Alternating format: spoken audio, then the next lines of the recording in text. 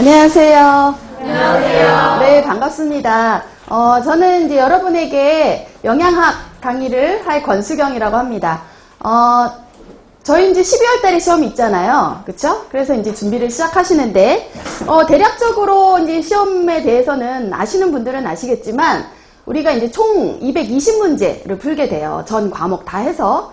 물론 이제 한 문제당 1점씩, 배점이 돼 있고요. 그래서 이제 220문제를 푸시고, 220문제 중에 총점이 60% 이상 득점하면 합격이에요. 총점으로. 근데 이제 주의하실 게 있어요. 뭐냐 하면은 총점이 60% 이상 맞았어요. 즉 220문제에 60% 이상을 맞았는데 매 과목마다의 조건이 있어요. 매 과목마다가 40% 이상은 득점을 하셔야 돼요. 그래서 만약에 어떤 한 과목에 점수가 40% 이하로 나왔다. 그 과목에 해당되는 문제수의 40%를 못 맞았다. 그 대신 다른 과목은 다 맞았다. 그래서 총점으로 따지면 60% 이상을 맞았지만 어떤 한 과목의 문제수의 40% 미만으로 득점이 되면 합격이 안 됩니다. 그 얘기는 모든 과목이 다 중요하다는 거예요. 이거 어려우니까 이거 버리고 다른 거 다 맞아야지? 이게 안 돼요. 그래서 모든 과목을 다 골고루 해 주셔야 되는 거고요. 근데 이제 다만 그런 거는 있어요.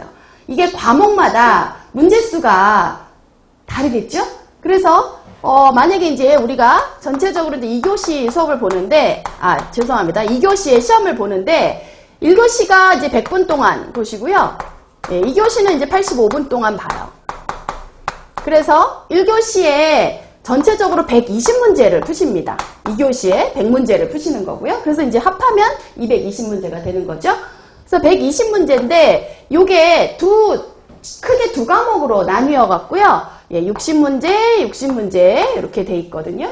그래서 60문제가 영양학 및 생화학이 60문제예요. 그래서 뭐 영양소의 각종 영양소의 뭐 소화 흡수라든지 뭐 급원식품이라든지 하는 기능이라든지 뭐 이런 것들 영양학에서 다루시잖아요. 그리고 이제 그것들이 몸에 들어가서 우리 몸에서 어떻게 주로 대사되는지는 이제 이 생화학에서 주로 다루셔요. 그래서 이게 이제 한 과목이에요. 영양학 및 생화학. 근데 이제 우리 강의할 때는 영양학, 생화학 이제 따로따로 강의를 하게 됩니다. 자, 그래서 이제 60문제가 여기 영양학 및 생화학에서 나는데, 뭐 이게 아주 탁 정해진 건 아닌데, 대략적으로 영양학에서 약 한 45문제? 는 나신다고 봐야 돼요. 45문제 정도 이상. 그럼 나머지만 한 15문제 정도는 생화학, 대사 관련 문제가 난다. 이거는 이게 딱 정해진 건 아니에요. 45 플러스 마이너스 뭐 몇 문제 정도. 그래서 약 45문제 정도는 약 한 60문제 한 3분의 2 정도는 이 영양학이라는 과목에서 난다. 굉장히 많은 문제수죠. 그래서 사실은 이 영양학 과목은 굉장히 중요한 과목이에요. 그리고 양이 많습니다. 양이 많은 거기 때문에 여기에서 우리가 45문제 정도 난다. 그리고 이제 요거에서 배워놓으시면 다른 과목에도 굉장히 도움이 돼요. 뭐 식사요법에도 도움이 되고, 뭐 식품학과도 도움이 되고, 기본적인 여러 가지 것들이 중복되는 내용들을 여기서 좀 기본적으로 다루기 때문에 굉장히 문제수도 많고 중요한 과목이다라고 생각을 하시면 돼요. 그래서 우리가 이제 오늘 오전에 하는 게 이제 영양학, 이 영양학에 대해서 우리가 이제 8주 동안 배우게 되실 거예요. 그리고 이제 뭐 나머지 이제 60문제가 영양교육, 식사요법, 그리고 이제 생리학. 이렇게 해서 여기에서 60문항이 나서요. 1교시에는 100분 동안 120문제를 푸시는 거예요. 그렇게 따지면 우리가 1분에 한 문제 푸셔도 모자라요. 그죠? 한 문제 푸시는데 1분이 채 안 걸리는 거예요. 그래서 사실은 그렇게 본다면 한 문제 푸는데 그렇게 아주 오랜 시간이 걸리는 아주 복잡하고 어려운 문제가 나지 않아요. 딱 그냥 문제 읽고 보기 읽고 그러면 거기에서 바로 내가 고를 수 있을 정도. 근데 이제 아주 난이도가 어려운 문제가 뭐 한두 문제는 있을 수 있죠. 그렇지만 우리가 합격하기 위해서는 그렇게 막 어려운 문제가 난다고 걱정 안 하셔도 되고, 나는 중요한 부분에서 만나요. 그래서 그 나는 중요한 부분들을 우리가 이 교재로 정리해 놓은 거예요. 우리는 8주 동안 공부할 거잖아요. 그래서 우리의 목표는 일단 합격이고 그 합격에 필요한 내용들을 간추려 놓은 거, 네, 정리해 놓은 게 이 교재입니다. 그래서 이제 부탁드리는 거는 이 교재에 있는 내용만은 100% 다 내 걸로 하고 가셔야 돼요. 그래서 한 번 수업 들으면 사실은 오늘 이제 강의 들으시고 물론 이제 집에 가서 뭐 저녁 때 복습도 하실 거고 이렇게 하실 거지만 한 번 들어서는 그게 100% 다 내게 되진 않아요. 그래서 일단 강의 들으시고 한 정말 이 교재를 내가 적어도 서너 번 정도 반복을 하고 나서 시험을 본다라고 생각을 하셔야 돼요. 예, 그래야 사실 그 내용, 이 교재에 있는 것들이 100% 다 내게 돼서 시험장에 가시면 문제 읽으면 그냥 바로 답이 이렇게 보여요. 보기에서. 네, 그렇게 되도록 우리 이제 같이 좀 노력을 하시면 되겠죠. 자, 뭐 나머지 2교시에 대한 거는요. 네. 그 2교시 뭐 식품학 조리학 뭐 이런 뭐 법규 이런 것들이니까 그거는 또 그 관련된 선생님들이 좀 문제수라든지 알려주실 거고 예. 저도 뭐 법규 나중에 강의할 건데 그때 또 자세하게 말씀드릴게요. 일단 우리는 지금은 영양학이니까 이제 요거에 대해서 말씀을 드렸습니다. 자, 그러면 이제 한번 내용을 시작해 볼게요. 제일 중요한 거는 뭐니 해도 내용을 얼마나 내가 잘 하느냐죠. 네. 자, 제가 이제 이 강의를 할 때 일단은 이해를 하기 쉽도록 말씀을 드려요. 그리고 그 이해하기 쉬운 거에 대해서 외우셔야 돼요. 강의 시간에 잘 듣고 이해하시고 아 이거 중요하구나 밑줄 치시고요. 거기에서 그치시면 안 되고 반드시 집에 가셔서 중요하구나 라고 내가 밑줄 쳤던 부분은 외우시는 거예요. 그래서 그 외우는 게 내게 되는 거지 강의를 듣는 것 자체는 내게 되는 게 아니에요. 그냥 강의를 듣는 거는 그냥 내용을 내가 이렇게 한번 눈으로 봤다, 귀로 들었다 그건 거예요. 근데 그거를 내가 공부했다라고 생각하시면 절대 안 됩니다. 네, 그래서 꼭 반드시 중요한 거 밑줄 친 거는 집에 가셔서 외우시는 네, 그런 연습을 오늘부터 바로 하시기를 부탁을 드릴게요. 자, 영양학 교재를 보시면 맨 처음에 이제 차례가 나와 있어요. 네, 그 내용으로 들어가기 전에 차례가 나와 있잖아요. 보시면 크게 두 파트로 되어 있죠. 첫 번째 파트가 이제 기초 영양학과 고급 영양학 파트가 있고요. 그리고 이제 두 번째 파트가 생애주기 영양학 파트가 있습니다. 사실은 이제 내용적으로 보면 거의 한 3분의 2 정도가 첫 번째 기초 고급 영양학 파트에서 우리가 다루게 될 내용이에요. 그래서 3분의 2 정도의 시간은 이제 앞에 기초 고급 영양학 시간 내용을 다루게 될 거고요. 나머지 이제 3분의 1 정도의 시간과 한 3분의 1 정도의 양은 뒤에 생애주기 영양학에서 다루실 거예요. 그래서 아마 8주 강의 중에 한 6주 정도는 이제 기본 고급 영양학, 그리고 나머지 한 2주 정도가 생애주기 영양학이라고 보시면 되겠습니다. 자, 그럼 이제 첫 번째 장인 탄수화물장부터 볼게요. 네. 자, 사실은 영양학에서 나는 문제는 크게 분류해보자면 다 그거예요. 각 영양소, 지금 우리 각 장마다 영양소가 있죠? 뭐 탄수화물, 단백질, 지방 이런 식으로 그 각 장마다의 영양소가 있고요. 그 영양소에 하는 일들이 있어요. 우리 몸에서 그 영양소가 어떤 일들을 하는지 기능을 잘 아셔야 되고 그 다음에 이 각 영양소마다 조금 주의하셔야 될 것들, 잘 나오는 것들이 탄수화물 같은 경우는 우리 탄수화물을 흡수해갖고 포도당이 혈당의 수치를 나타내잖아요. 그래서 그 혈당 조절하는 시스템, 특히 혈당하는 조절하는 호르몬 같은 거 좀 잘 나오니까 기억하셔야 되고요.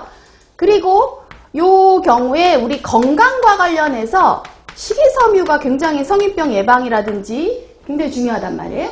그래서 식이섬유에 대해서도 좀 자주 나오는 파트이고요. 그리고 이제 모든 영양소에 공통적으로 소화, 흡수에 대한 것들을 이제 꼭 기억을 해 주셔야 되고요. 예. 그리고 이제 영양적으로 얼마나 먹어야 될까? 그래서 영양섭취 기준이라는 걸로 우리가 이제 얼마를 먹어라 라고 보통 제시해주는 수치가 있어요. 그래서 그 섭취 기준에 대한 거. 그리고 만약에 요거를 덜 먹거나 너무 많이 먹었을 때 문제. 그죠? 그래서 너무 덜 먹었을 때도 문제가 있을 수 있고 너무 과잉 먹었을 때도 문제가 있을 수 있어요. 그래서 그 관련된 영양소의 섭취 관련된 문제들. 네. 이런 것들을 각 장마다 다 다루실 거예요. 물론 이제 얘 두 개는 탄수화물에서 주로 시험에 잘 나오는 문제이기 때문에 이렇게 써드렸고, 나머지 것들은 다 공통적으로 뭐 지방이면 지방의 기능, 지방의 소화흡수는 어떻게 되고, 지방은 얼마를 먹어야 되고, 관련된 문제는 뭐가 있고, 이런 것들을 다 각 장마다 다루실 거예요. 그래서 이렇게 탄수화물장에서는 이런 것들을 이제 주로 보게 된다. 중요하게 우리가 많이 봐야 된다. 정리를 해야만 한다. 라고 보시면 되겠습니다. 자, 일단 탄수화물이 뭔지 그 전반적인 좀 특징을 좀 정리를 해놨어요. 그래서 보시면, 자, 1번 탄수화물은 광합성에 의해 식물에서 만들어진대요. 식물에서 만드는 거예요. 자연계에 제일 많이 존재하는 유기물질입니다. 유기물질 중에 제일 많아요. 네. 자, 그리고 이제 두 번째, 자, 요거는 밑줄을 할게요. 식물에도 존재해요. 그죠? 근데 식물에 존재하는 탄수화물의 형태는요, 전분과 섬유소입니다.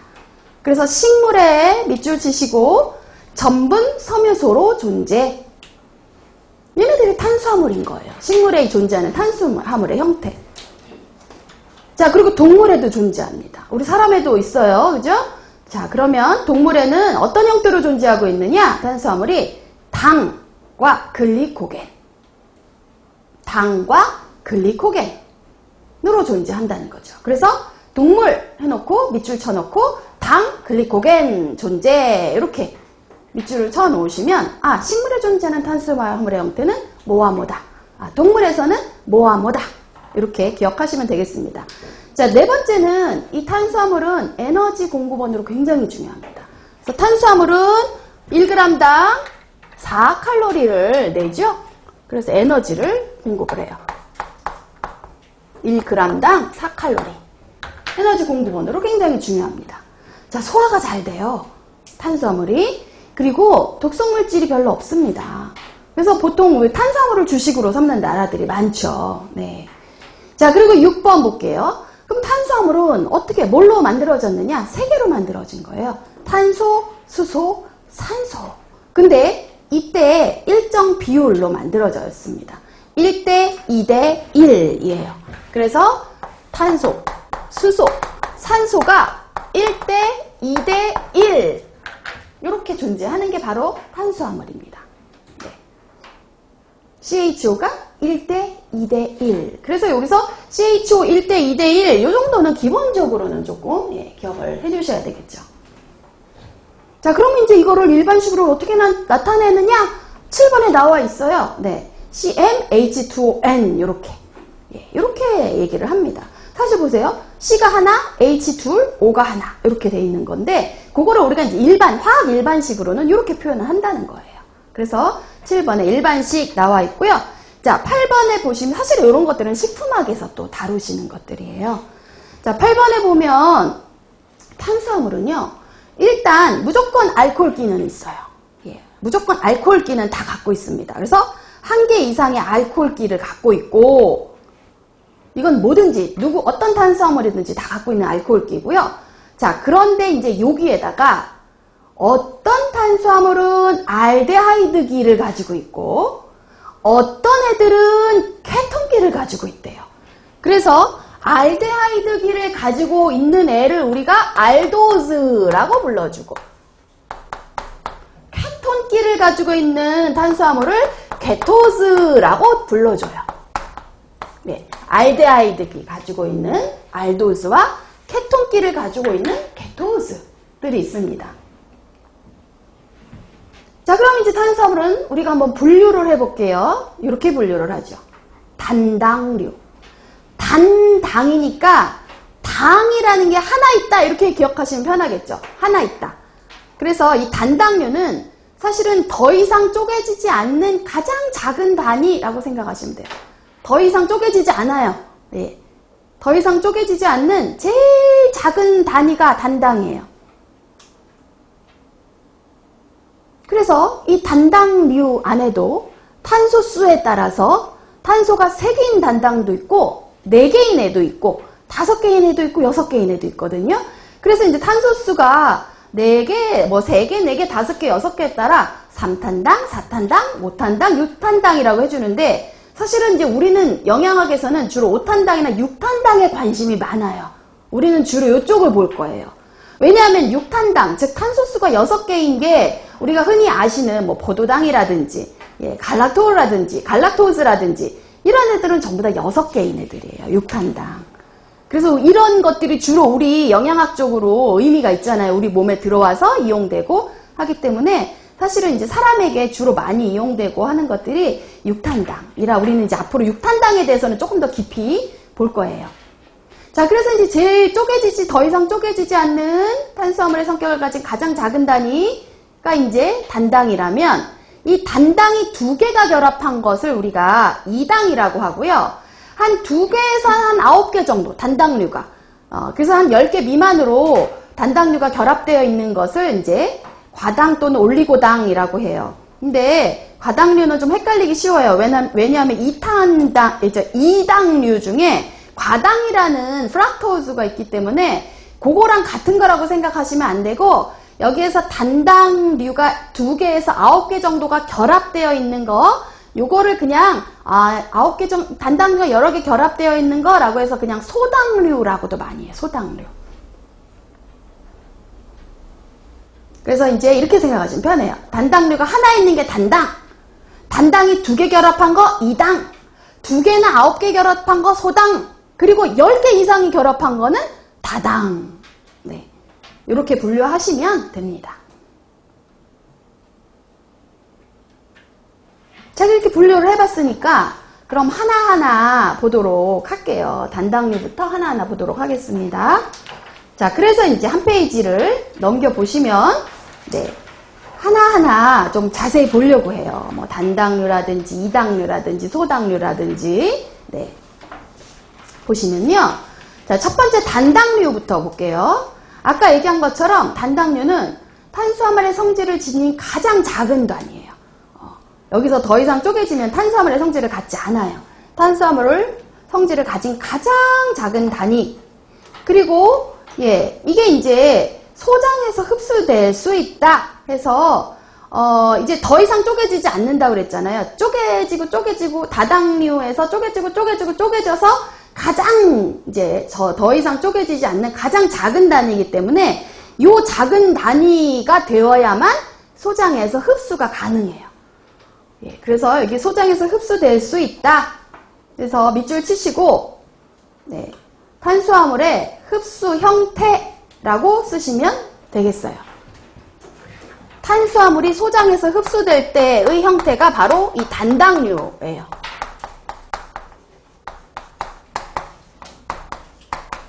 큰 덩어리 다당류는 소장에서 흡수가 안 돼요. 너무 커서. 그거를 자르고 분해해서 더 이상 쪼개지지 않는 가장 작은 단당류가 되어야만 소장에서 흡수가 되거든요.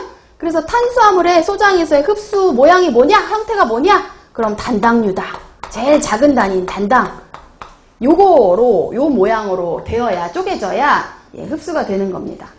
그러면 여기 아까 우리가 관심 있는 거는 주로 탄소가 5개나 6개짜리 단당류라고 했죠? 그래서 6개짜리 단당류에 뭐가 있는지 이름을 기억하셔야 돼요. 6개짜리 6탄당인 단당류에는 뭐가 있느냐? 자, 4개가 있죠.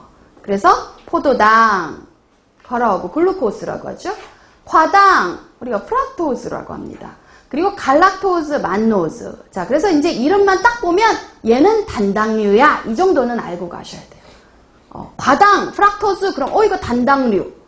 탄소 6개짜리 단당류는 아셔야 돼요. 그래서 6개 있고 단당류인 종류가 지금 4개가 나와 있습니다.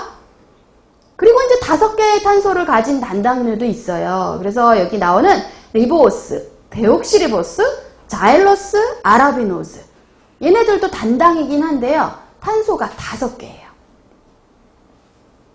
자, 그래서 이제 우리가 좀 구분해서 6개짜리 단당류 4개 이름과 탄소 5개짜리 단당류 4개는 구분하실 수 있어야 돼요. 이름을 보시고. 자, 그러면 포도당 그 특징부터 봅시다. 글루코스. 너무너무 중요한 거죠. 왜? 우리 몸에서 탄수화물의 대사가 이루어진다 했을 때 제일 중요한 물질이에요. 그래서 체내 당대사의 중심물질에다 밑줄. 체내 당대사의 중심물질 포도당이에요. 자, 우리가 이제 병원 가서 뭐 혈당을 잰다라고 했을 때, 즉 우리 혈액 속에 있는 당을 잰다 했을 때 그건 뭐냐면 우리 혈액 속에 존재하는 당은요 포도당밖에 없어요. 다른 것들이 혈액 속에 있을 수가 없어요. 왜? 예를 들어서 지금 이제 흡수가 지금 단당류, 뭐 과당이나 이런 단당류 형태로 흡수가 됐잖아요. 갈락토스 형태로 흡수가 됐잖아요. 그러면 이 갈락토스가 흡수돼서 바로 혈액에 들어갈 수가 없어요. 갈락토스나 이런 다른 단당류들은 일단 우리 몸의 간에서 포도당으로 전환이 돼 갖고요. 혈액으로 나가요. 그래서 혈중에 존재하는 거는 포도당밖에 없는 거예요. 그래서 포도당의 형태로 우리 혈중에 존재하고 우리 몸을 대사가 되는데 중심이 되기 때문에 체내 당대사의 중심물질이면 포도당이고요. 네, 과당과 함께 이제 제일 많이 존재한대요. 그리고 여기 보세요. 제가 얘기한 것처럼 세 번째 줄에도 혈액에 존재하는 유일한 당질. 혈액에는 갈락토스 이런 거 있으면 큰일 나요. 포도당만 존재해요. 그때 이제 농도가 약 0.1% 정도. 혈중의 당의 농도가 약 0.1% 정도. 그리고 두뇌나 적혈구, 신장 수질의 에너지원.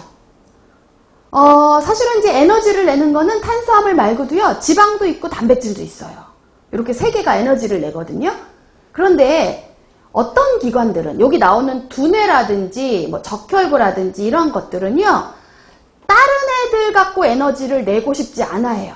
이 포도당만 자기들의 에너지원으로 씁니다. 그래서 여기 그 말을 한 거예요. 다른 에너지를 내는 단백질이나 지방을 안 쓰고요. 두뇌라든지 적혈구에서는 주로 요 포도당을 에너지로 씁니다. 그래서 두뇌, 적혈구, 신장 수질의 에너지원이라고 한 거예요. 그리고 물론 이제 가장 기본적인 에너지 구번, 네, 탄수화물이 가장 중요한 기본적인 에너지원이 되거든요.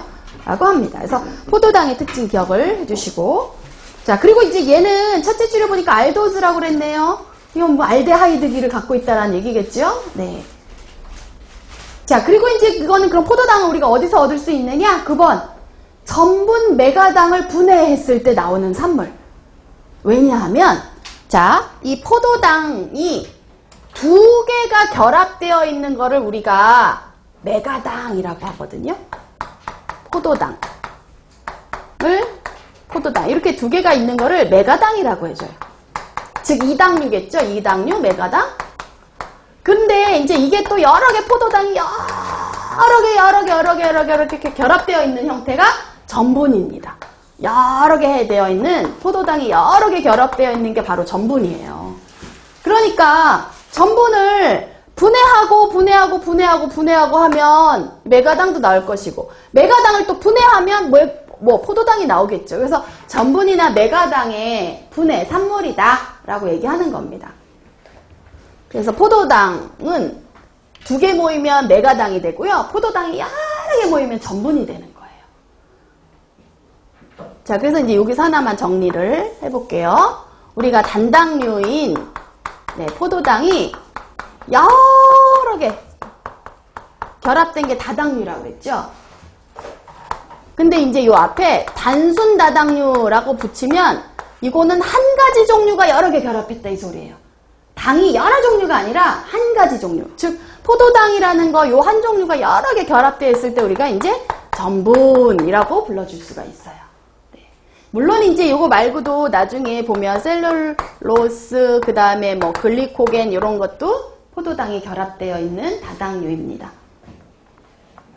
자, 그 다음에 이제 두 번째, 단당류 6탄당의 두 번째, 과당, 프락토즈 보죠. 자, 여기는 보니까 첫째 줄에 이 말이 있네요. 케톤계를 가진 케토즈, 여기다가 밑줄. 자, 왜냐하면 대부분의 다른 애들은 다 알도즈예요. 유일한 케토즈가 뭔지 아세요? 다 이 과당이에요. 그래서 항상 뭔가 문제 날 때는 다른 종류와 좀 특이한 성질을 갖고 있는 게 문제 잘 나잖아요? 그래서 만약에 단당류 중에 케토즈이며 그러면 답이 벌써 나온 거예요. 뭐예요? 과당이 되는 거죠. 그래서 여기 케토즈라고 한 데다가 밑줄을 하시고 얘가 유일한 케토즈구나. 다른 애들은 알도즈니까 굳이 안 외워도 돼요. 얘만 좀 튀는 애니까 걔를 좀 외워주면 돼요. 자, 그리고 아까 얘기한 것처럼 과당은 간에서 포도당으로 전환이 돼요. 그래서 사실은 이런 다른 단당류들이 흡수된 다음에 포도당으로 전환된 다음에 혈당으로도 가고 대사가 되는 거예요. 자, 그리고 이제 감미도 얘기가 나왔습니다. 단맛을 나타내는 그 감미도 있죠? 제일 높대요. 뭐가? 과당이. 그래서 이런 거 특징은 또 기억을 하셔야겠죠. 자, 그러면 이제 여기에서 한번 감미도를 정리를 해볼까요? 예, 요것도 기억을 해주셔야 돼요. 그 감미도에 있어서 일단 과당이 제일 달고 과, 전, 서, 포, 맥, 갈, 유 해서 요거를 이제 외우셔야 돼요. 과전서포 맥갈유. 네. 과전서포 맥갈유. 자, 물론 이제 이게 과당이겠죠? 그리고 이거는 전화당 해서 조금 이따 설명드릴 거고요. 서당, 포도당, 메가당, 갈락토스, 유당의 순서로 얘가 제일 감미도가 약해요. 낮아요. 제일 감미도가 센 게 과당이에요. 그래서 단당류인데 감미도가 가장 높으며 그러면 과당이구나. 답을 이렇게 해주시면 됩니다. 자, 우리가 이제 과당은 주로 뭐 과일, 과즙에서 얻고요. 그 외에도 벌꿀이라든지 뭐 고과당 옥수수 시럽이라든지 이놀린이라는 거에서 얻어요. 자, 이놀린은 뭐냐? 이놀린은 뭐 돼지 감자 같은 데 많이 들어있다고 하잖아요. 자, 이놀린이 바로 과당이 많이 결합되어서 만들어진 과당의 중합체예요. 즉 포도당이 아까 많이 결합되면 전분이라고 했잖아요. 과당이 많이 결합되어 있으면 이놀린입니다. 과당으로 이루어진 단순 다당이 바로 이놀린이에요. 자, 그리고 이제 세 번째 육탄당인 갈락토스 보죠. 갈락토스는 유당을 만드는 구성원이에요. 왜냐하면 이제 유당은 이따가 2당류에서 배우실 건데 이 유당은 뭐와 뭐가 결합되어서 만들어지는 거냐 하면 포도당과 갈락토스가 한 개 한 개 결합이 돼서 만들어진 거예요. 그래서 갈락토스를 우리가 유당의 구성원이라고 얘기를 해주는 거예요. 자, 보통 이제 유당이니까 유즙에서 얻어요. 그리고 이제 갈락탄이라는 말이 있잖아요. 이게 이제 갈락토스가 역시 많이 결합되어서 만들어진 단순 다당류가 갈락탄이에요. 이거는 이제 외우기가 편하죠. 여기에다가 안자만 붙여주면 돼요. 갈락토스가 많이 결합된 게 갈락탄이에요.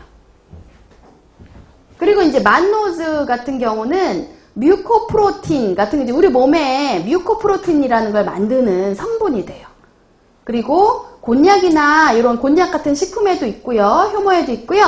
그리고 이제 이 만노즈가 많이 모여서 역시 된 단순 다당류는 만난이라고 해요. 이게 다당류들의, 요거는 다당류의 이름이고요. 요거를 이루는 성분들이 요 앞에 단당류들이에요. 그래서 얘네들은 사실 이름 외우기 쉬워요. 만노즈니까 만난, 갈락토스니까 갈락탄. 나중에 나오겠지만 뭐 아라비노즈, 5탄당 중에 아라비노즈 하면 아라반. 그래서 다 안자만 붙이면 되거든요. 다른 애들은. 네, 뭐 자일로스 하면 자일란 뭐 이런 식으로. 그래서 굳이 외우지 않고 그냥 안자만 붙이면 요 앞에 있는 요 단당류들이 많이 붙어서 만든 단순 다당류구나 라고 알 수가 있는데 요 두 개만 이름이 좀 앞에랑 연결이 잘 안 되잖아요. 똑같은 이름이 아니라. 그러니까 이제 요 두 개만 조금 이름을 잘 기억을 해주셔야 돼요. 외워두셔야 돼요. 네. 다른 것들은 굳이 외우지 않아도 안자만 붙이면 돼요, 사실은. 자, 그러면은 이제 5탄당의 단당류를 보겠습니다. 자, 리보스는 자, 우리가 이제 RNA 많이 들어보시잖아요. 핵산. 그죠? RNA의 구성분이에요. 그리고 디옥시리보스는 DNA 구성물질로 이용이 돼요. 자, 그리고 자일로스는요. 아까 얘기한 것처럼 다당류의 자일란의 성분이다. 즉 자일로스가 많이 결합되어 있는 다당류의 이름이 자일란이라는 거예요. 뭐 옥수수나 콩껍질에 많이 들어있대요. 식품 중에는. 아라비노스는 역시 아라반의 성분이래요. 즉 아라비노스가 많이 결합이 되어 있는 다당류 이름이 아라반이라는 거고요. 자, 요거는 이제 근데 아라비노스와 관련해서 여기 보니까 그번에 자연계에 존재하는 유일한 L형이라고 했네요. 항상 뭔가 유일한 자가 들어가면 좀 기억하자 그랬죠. 다른 것들은 사실은 우리 인체에서 주로 이용하는 것들은요, 대부분 D형이 많아요. D형. D형과 L형 이렇게 이제 두 가지 종류가 있는데 대부분의 우리 몸에서 이용하는 단당류들이 대부분 D형이에요. 근데 얘 아라비노스만 유일한 L형이에요. 얘만. 그래서 L형 어쩌고 저쩌고 나오면 아라비노스구나 이렇게 생각하시면 돼요. 다른 것들은 다 대부분 D형이거든요. 우리 몸에서 이용하는 것들이. 그래서 유일한 L형이라는 특징이 나온 거예요. 얘만 좀 유일하게 L형이다. 다른 것들은 주로 이제 D형이 많이 몸에서 이용이 되니까. 자, 그 다음에 이제 이 당류는 뭐냐면요. 단당류 두 분자가 결합한 거예요. 쉽게 얘기하면. 단당류 두 개가 붙은 거거든요. 그랬을 때, 그래서 요거는 그러면 그 이 당류에 속하는 애들의 이름과 세 개 있죠. 세 개. 이 당류에 속하는 애들 이름. 그리고 걔네들은 도대체 뭐와 뭐가 만난 것이냐. 즉 구성당의 종류. 이름을 기억하셔야 돼요. 자, 그래서 이 당류의 일단 이름을 기억하시면 메가당, 말토즈라고 합니다. 우리가. 자, 서당, 슈크로즈라고도 하죠. 유당, 락토즈. 요 세 개가 이 당류예요. 그래서 이름 기억하시고 일단 메가당, 서당, 유당. 딱 나오면 얘네들은 이 당류야. 이렇게 아셔야 돼요. 그럼 뭐와 뭐가 됐는지 구성당을 이름을 기억하셔야 됩니다. 자, 메가당은 아까 얘기했잖아요. 포도당. 즉 포도당이 두 개가 결합한 겁니다. 그리고 서당은요. 포도당 하나와 과당 하나가 결합한 겁니다. 자, 그리고 마지막으로 아까 유당은 아까 포도당과 갈락토스가 결합한 거다 말씀드렸죠.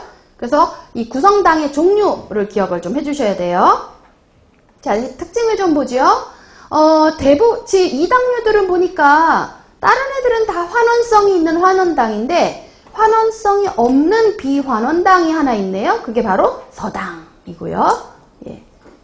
다른 거랑 좀 특징이 다른 애를 좀 잘 기억하시라고 그랬죠. 자, 메가당은 그럼 주로 어디서 얻느냐? 그분이 보니까 식혜라든지 물엿이에요. 이거는 우리가 뭔가 조리하거나 가공해서 만드는 거잖아요. 그죠? 실제 메가당은 천연에 그대로 존재하는, 즉 여기 그 기타라는 칸에 보시면 맨 밑에 자연계에는 별로 없다라고 돼 있어요. 즉 천연의 메가당 형태로 존재하는 건 사실 별로 없어요. 그래서 이 메가당은 주로 우리가 어떤 가공을 하거나 조리식품을 만드는 과정에서 주로 얻어져요. 그래서 여기 급원이 식혜나 물엿 같은 조리나 가공식품이 나온 거예요. 어떤 존재하는 지금 뭐 과일 뭐 이런 식으로 천연에 딱 존재하는 그 형태로 나온 게 아니에요. 자연계에 요 형태 자체가 없고요. 요거는 주로 여기 그 메가당의 둘째 줄에 기타라는 설명에 보면 전분의 소화 단계에서 생성이 된다. 즉 전분, 아까 전분이라는 게 포도당이 많이 결합된 거라고 했죠. 그거를 소화라는 건 사실 그 결합을 잘라주는 거예요. 그걸 자르고 하다 보면 포도당이 두 개 달린 메가당이 나오잖아요. 이런 식으로 전분을 소화하는 단계에서 생성이 될 수가 있고요. 또는 이제 이런 조리나 가공하는 과정에서 주로 얻어질 수 있다라고 보시면 됩니다. 자, 두 번째 서당, 슈크로즈는요. 과즙, 설탕, 사탕수수, 무에서 얻어져요. 다 수용성, 당연히 탄수화물들은 다 수용성이에요. 네, 수용성이고요. 단맛이 순수해요. 당류의 감미도 비교 기준인. 자, 여기다가 감미도의 비교 기준에다가 밑줄. 뭐가? 이게 바로 감미도의 기준이 되는 게 서당이래요. 얘를 기준 삼아서 얘보다 얼마나 덜 단지, 더 단지를 삼는다는 거예요. 감미도의 기준이 얘래요. 그러면 아니 얘를 보통 기준으로 삼아서 이렇게 좀 이거보다 얼마나 덜 달고 해도 될 텐데 얘를 기준으로 삼았네요. 서당을. 그죠? 그 이유가 있어요. 그 비교 기준으로 서당을 삼은 이유가 두 개가 있습니다. 뭐가 있느냐? 이 서당은 이성체가 없어요. 이성체가 없고, 또 하나 중요한 특징 중에 하나가 온도에서 안정하다. 즉 온도 변화에 안정하다. 이렇게 변화까지 좀 써드릴게요. 예, 온도 변화에 안정합니다. 뭐가? 감미도가. 사실은 과당은요, 얘는 온도에 따라서 단맛이 변해요. 왜 우리가 보통 여름에 수박 같은 거 그냥 이렇게 더운 그 실온에다 놔둬서 먹었을 때랑 냉장고에 넣어갖고 하루 저녁 놔둬갖고 시원하게 해서 먹었을 때랑 어떤 게 더 달게 느껴지세요? 시원한 게 더 달아요. 근데 실제 온도가 낮아지면 감미도가 높아집니다. 그래서 얘는 온도에 따라 감미도가 왔다 갔다 해요. 그래서 얘를 기준으로 삼을 수가 없어요. 왔다 갔다 하기 때문에. 근데 얘는 온도가 올라가건 내려가건 똑같아요. 그러니까 얘를 기준으로 삼는 거예요. 감미도의 비교 기준. 쉽게 얘기해서 우리 서당 하면 설탕 생각하시면 되거든요. 설탕은 뭐 맛이 변하지 않잖아요. 냉장고에 넣어놨다고 뭐 더 달아지고 그러지 않죠? 맛이 일정하기 때문에 감미도가 온도 변화에 변화가 없어요. 안정하기 때문에 얘를 기준으로 삼는 거예요. 얘는 왔다 갔다 합니다. 막. 예, 그래서 이렇게 두 가지 이유로 얘를 비교 기준으로 삼는다라는 특징이 있고요. 자, 그리고 이제 또 하나 여기 전화당이 이제 나왔어요. 이 전화당은요, 서당에서 만들어질 수 있는 거예요. 예. 요 전화당은 서당에서 만들어질 수 있는 겁니다. 자, 그럼 이 전화당이 뭐냐? 전화당이 뭐냐 하면, 이 서당을 분해하면, 아까 서당은 뭐와 뭐가 결합한 거라고 그랬어요? 포도당과 과당이 결합한 거라고 그랬죠. 자, 이 결합을 잘라줘요. 분해하면, 포도당, 과당 이렇게 나오겠죠? 근데 요 두 개가 같은 량, 1대1, 동량으로 존재할 때가 있어요. 그래서 우리가 포도당과 과당이 동량으로 존재하는 그 혼합물인 경우를 우리가 전화당이라고 불러주는 거예요. 동량, 1대1 똑같이 있는 혼합물, 얘와 얘가 동량 1대1로 존재하는 혼합물을 전화당이라고 불러줘요. 그러니까 사실 전화당은 어디에서 만들어지는 거예요? 서당이 분해해서 만들어지는 거예요.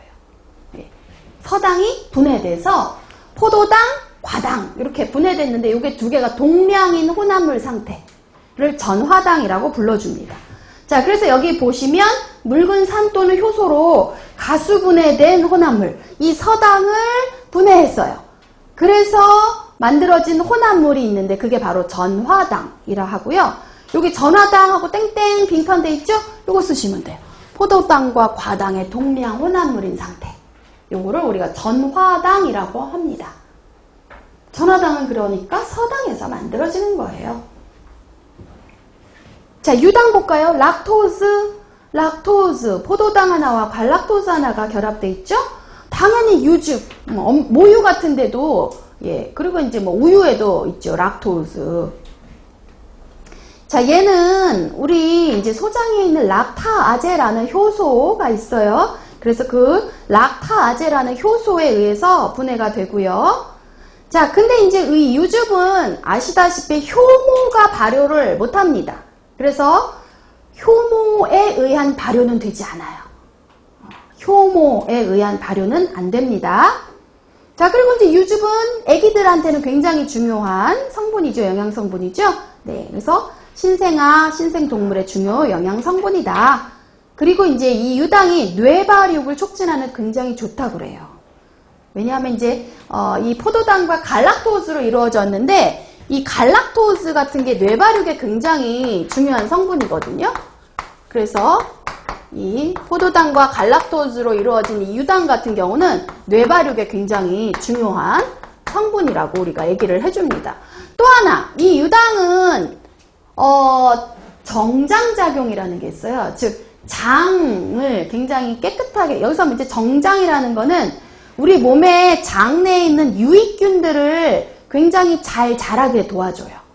그래서 유익균, 그 비피더스균 같은 거는 장을 건강하게 하는 좋은 균이거든요.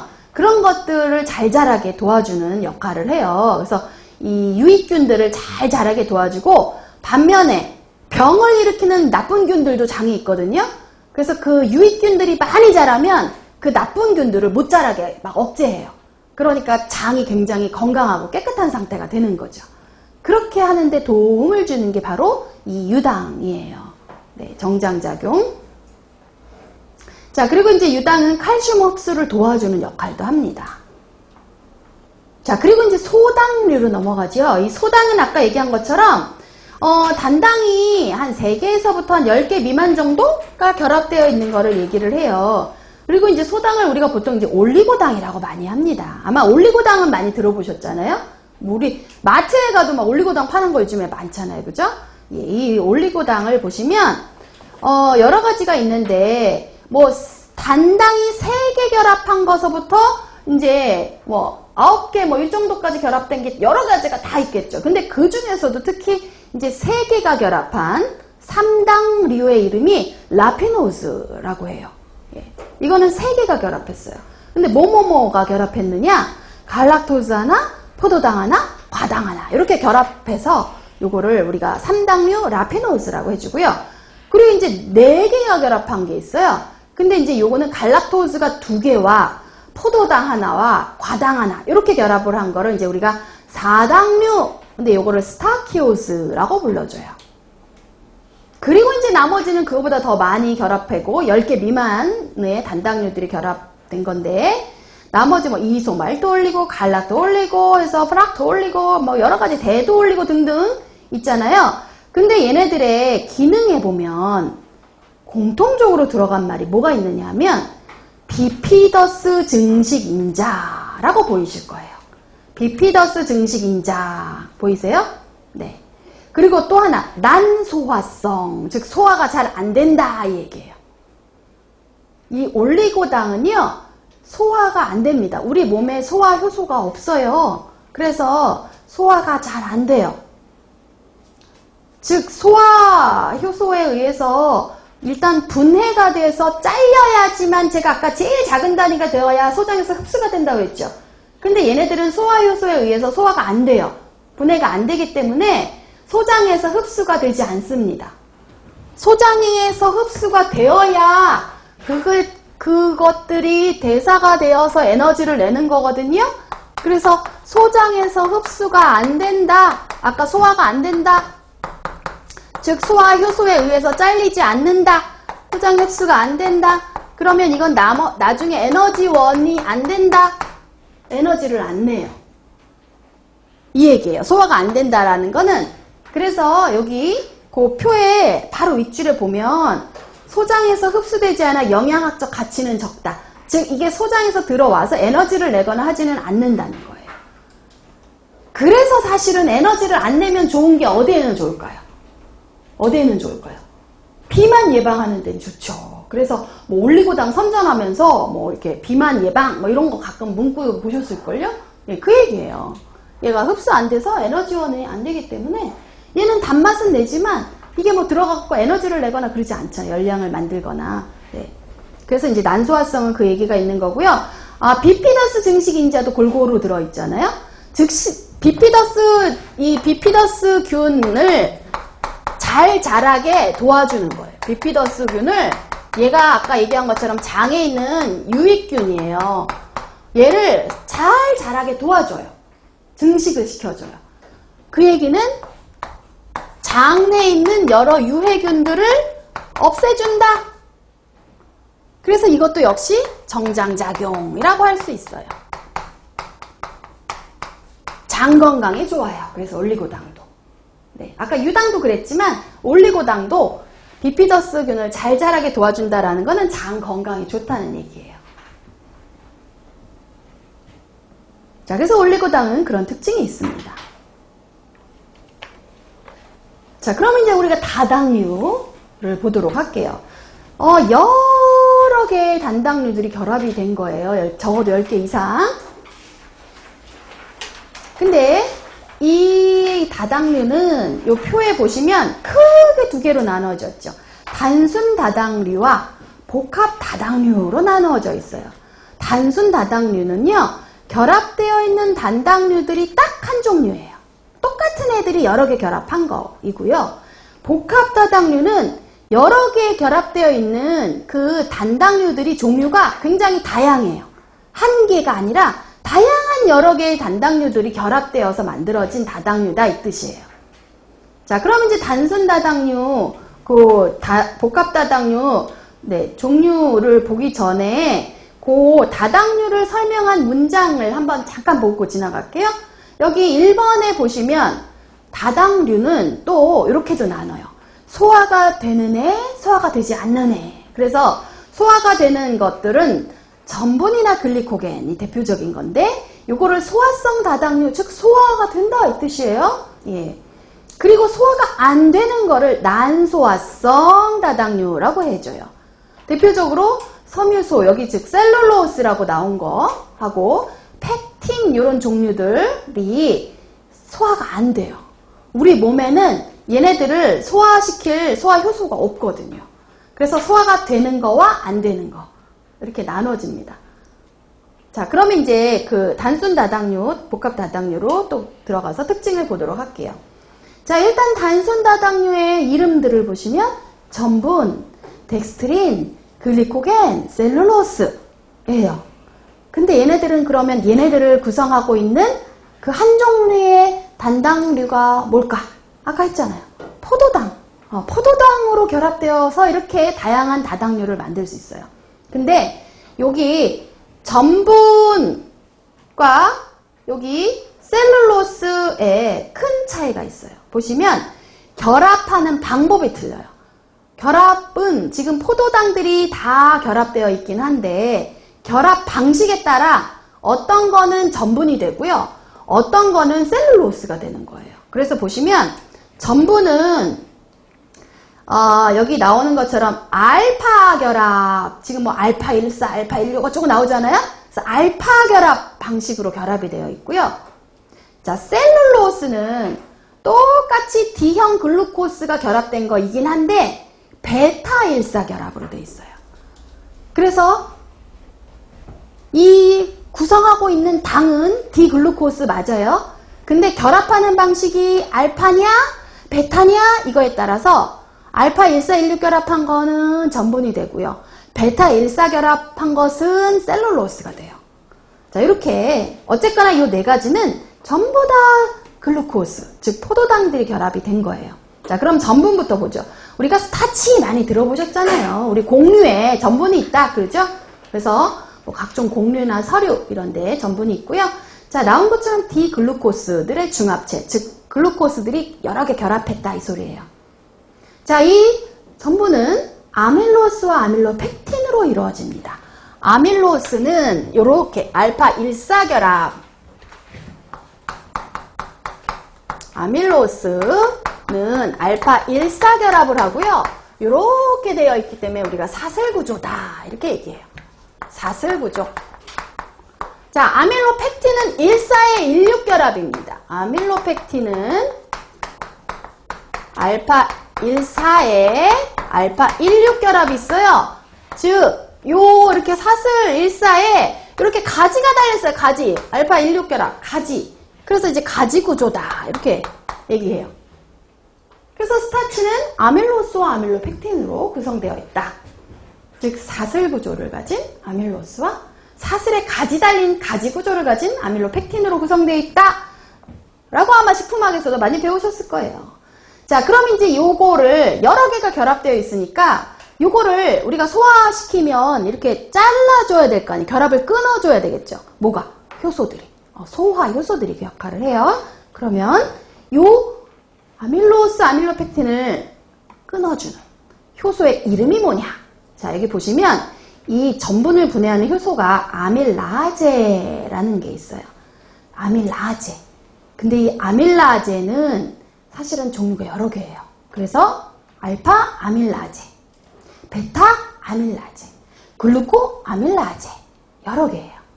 알파 아밀라제는 우리 교재에 있는 것처럼 알파 14 결합을 끊어줘요. 근데 지가 내키는 대로 막 끊어요. 무작위로. 그냥 크기를 지가 내키는 대로 막 끊어주고요. 베타 아밀라제는 알파 14 결합을 역시 끊는데 얘는 일정한 방식이 있어요. 포도당 2개 된 묶어진 걸 우리가 메가당이라고 그러잖아요. 이 메가당 단위로 끊어줘요. 그래서 베타 아밀레아제가 효소가 지나가면 끊어주면 생성되는 게 메가당들이 생성이 돼요. 전부 다 이 메가당 단위로 끊어주는 거예요. 그래서 방법이 어떤 애는 지 맘대로 다 끊어주고 어떤 애는 2개, 즉 2개, 포도당 2개인 메가당 이렇게 끊어줘요. 자, 글루코아밀라제는 여기 교재 없지만 알파14와 알파16 2개 다 잘라줍니다. 네, 알파14, 16 2개 다 자름이라고 쓰시면 돼요. 글루코아밀라제 14, 16 2개 다 잘라요. 자, 그리고 우리 초등학교 때부터 이 실험 많이 하잖아요. 밥풀에다가 요오드 똑 떨어뜨리면 색깔 변하는 거 실험하죠. 이게 밥풀 안에 전분을 여기 요오드를 넣었을 때 어떻게 변하는지를 보는 거잖아요. 여기도 보시면 요오드에 의해 보라색이 돼요. 근데 요거를 이제 사실은 이제 보라색인데 그게 약간 푸른빛 나는 이제 보라색이에요. 그래서 이제 블루밸류에서 즉 청색도 뭐 청변한다고도 표현해요. 청변. 왜냐면 이제 약간 푸른색 나는 보라색 정도로 변하기 때문에. 자, 어쨌거나 이제 보라색이나 약간 청색 비슷한 보라색이 나는데 그 청변하는 이유가 뭐냐 하면 이 아밀로스 구조 때문이에요. 이 아밀로스 구조 때문에 청변하는 거예요. 청변의 이유는 얘 때문이래요. 왜? 요 사슬, 요 안에 요오드가 이렇게 들어가요. 이 아밀로스 구조 아시죠? 이 사슬 구조? 요 안에 요오드가 이렇게 들어가면서 이게 청변이 되는 거예요. 그래서 청변의 이유는 아밀로스 구조 때문이다. 예. 요 공간에 요오드가 딱 들어가면서 청변이 되는 거다. 라고 기억하시면 되겠습니다. 네. 조금 쉬었다가 덱스트린 또 할게요.